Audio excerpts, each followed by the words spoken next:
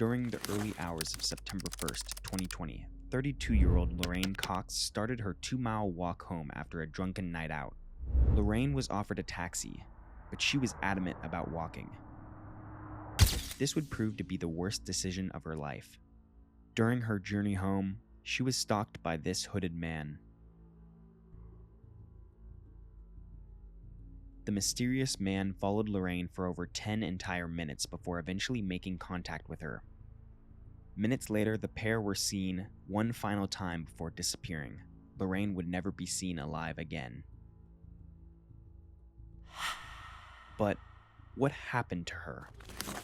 Join us as we delve into the story of Lorraine Cox and uncover the gruesome details surrounding her chilling death.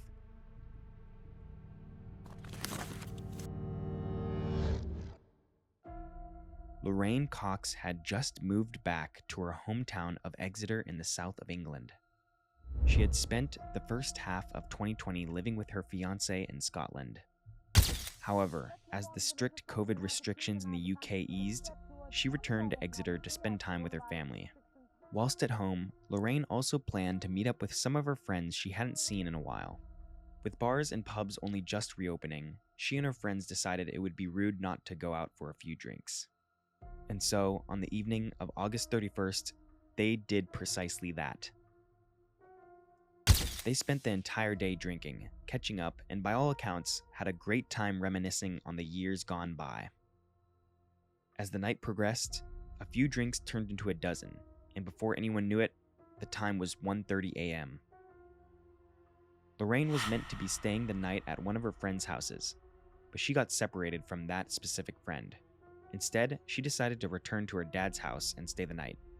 She could have got a cab, but she opted to walk, as her father's house was less than 2 miles away, but Lorraine would never make it home. The following evening, Lorraine's family grew concerned, unaware of her whereabouts. In the days that ensued, that worry intensified following a barrage of bizarre texts that her friends and family began receiving from her phone number. Some of her friends received a text from Lorraine's number, stating that she was moving to Plymouth, which seemed nonsensical considering she had just moved back to Exeter. Lorraine's fiancé had been trying to reach her for days with no success, but eventually she received a text from Lorraine's number. That text being a single middle finger emoji. Instantly, she knew that something had happened to Lorraine, or that someone else had Lorraine's phone, because it was not in Lorraine's nature to send a message like that. Concern for her welfare increased following a search of her bedroom. Her family were shocked to discover that despite being a type 1 diabetic, Lorraine had left her insulin kit at home. Her family knew that if she had planned to go somewhere, there was no way she would have forgotten her insulin. This worrying revelation prompted her family to officially report her as missing.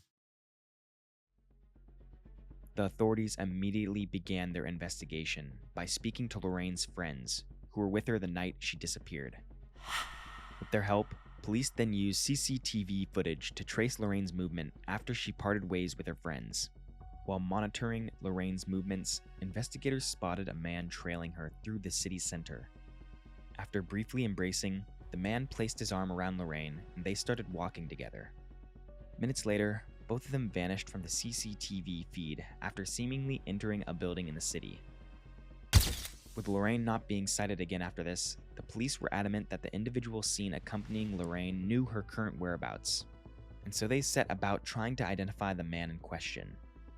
On the 8th of September, their investigation led them to an apartment above a kebab shop in the city center.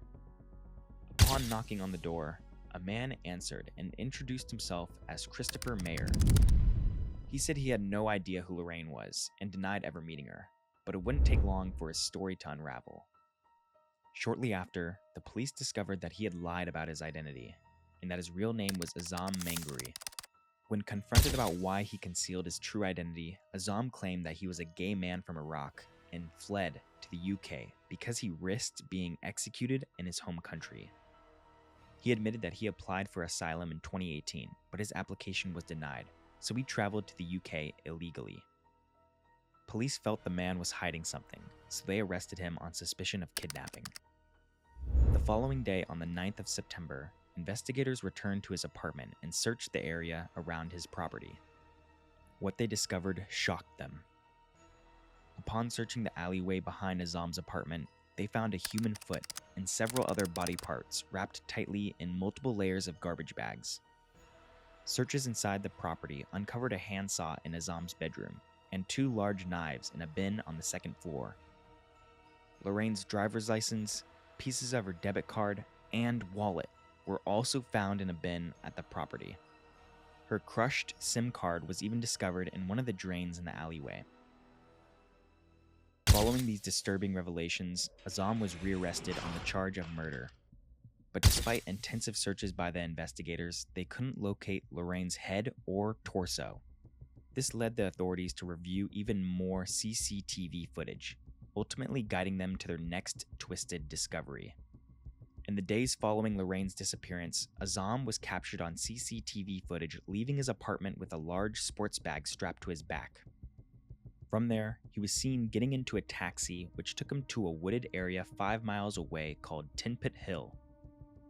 After learning this fact, police immediately began searching the area for human remains.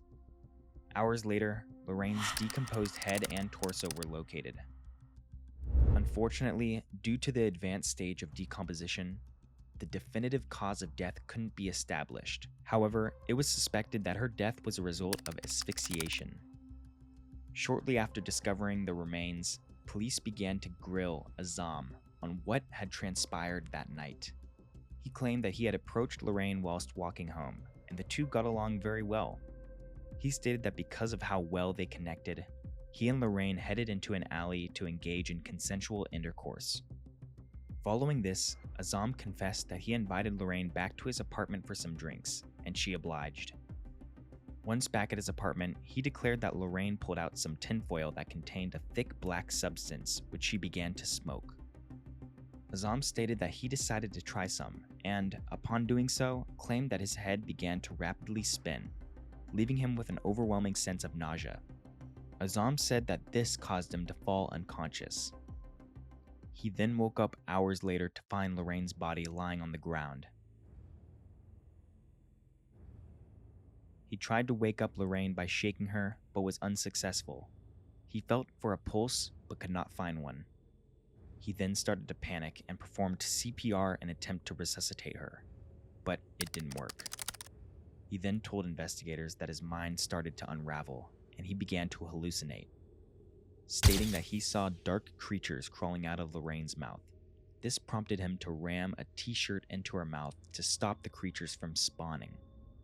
Azam then insisted that he was terrified of being accused of murder, and that, in the days following her death, he lived with her body for an entire week before deciding to dismember her. Upon doing so, he alleged that he didn't even recognize mutilating the body, and instead believed that he was just chopping wet tobacco. After listening to Azam's version of events, the investigators doubted that his account of what happened accurately represented reality. According to a toxicology report carried out on Lorraine's body, there is absolutely no trace of any drugs in her system, meaning that the story of the black substance was a complete lie. Police also found it odd that despite apparently losing his mind and not knowing what he was doing, he was able to unlock Lorraine's phone and mimic her over text to trick her family. The investigating officers believed this demonstrated that he was clearly in control of his own mind and knew full well of what he was doing. On Azam's phone, police also discovered videos that he had recorded and sent to his friends, showing him casually vaping and listening to music as Lorraine's corpse lay just meters away.